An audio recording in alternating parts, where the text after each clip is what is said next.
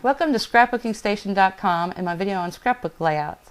I've pulled a dozen or so pages from my books to share with you, and I'm going to do this in slideshow format so that we can move through the material quickly. In this video, I'll be pointing out techniques for your two-page layouts that have a single subject.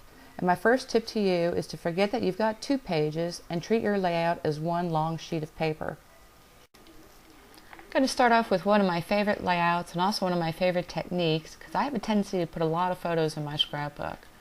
This is the photo collage, and I've centered it right at the center of my 2-page spread. The border of die-cut leaves goes all the way across both pages, and I've avoided the urge to go ahead and fill that top left corner, leaving some blank space, which is kind of hard for me to do. But anyway, the title on the left side and then the journaling on the right. I think it works as a 2-page layout. This next layout comes out of my 6x6 scrapbook on my trip to Alaska. Something about 6x6 really helps you to become minimalistic if you have a tendency to overdo things. And yes, I did slice the photo and also slice the title. Same background page across both pages, and then a single journaling tag. This is a simple 3-section layout where I've delineated the different sections by the different background papers. Now the key here was to extend that center section so that across that middle seam.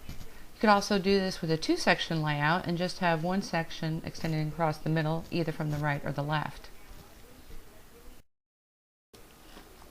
Here I've used the same colored cardstock for the top and the same pattern paper for the bottom for both pages.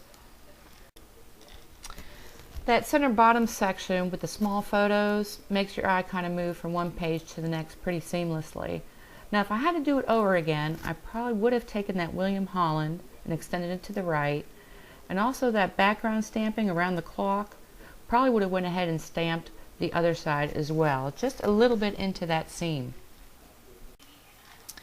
The 2 die-cut tags with the brads in them, one on each side, I think wouldn't be so much in your face if I had used the same 3 patterns for the border, that middle border all the way across.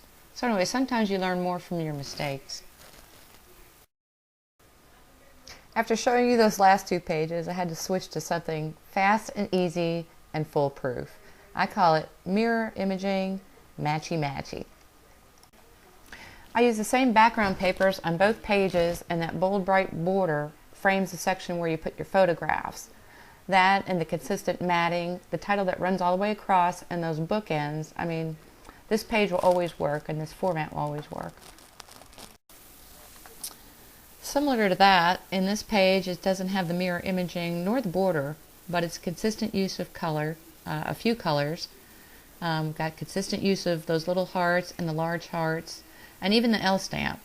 So that and the background paper being white, I mean, pretty simple, and you can put a lot of photographs and the eye just moves right across the page. There are times when your photos are going to do the work for you. In this case, at a glance, you can tell I'm doing a 2-page formal event with the gowns and the tuxes. So it's just a matter of using coordinating paper and colors. Background, I've got 2 different patterns, but I think it works. This next section of scrapbook pages are all going to be punchline with details 2-page layouts. So the left side of the page will always be a large says it all photo, and then the right side is going to have support photos and details of what you're trying to show. In my sushi chef layout, I picked the picture of my daughter holding the platter of finished sushi, and then on the right side had all the detail photos of the process it took to put it together. If you were to map this in black and white, these layouts really don't even look like they go together, but by coordinating the colors and patterns, and I think I've only used red ink, the layout works. What I love about this 2-page format is that left side really gives you a lot of space to get creative.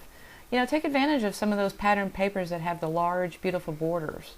In this case, I used my owl builder punch and then some leaves to coordinate with that pattern.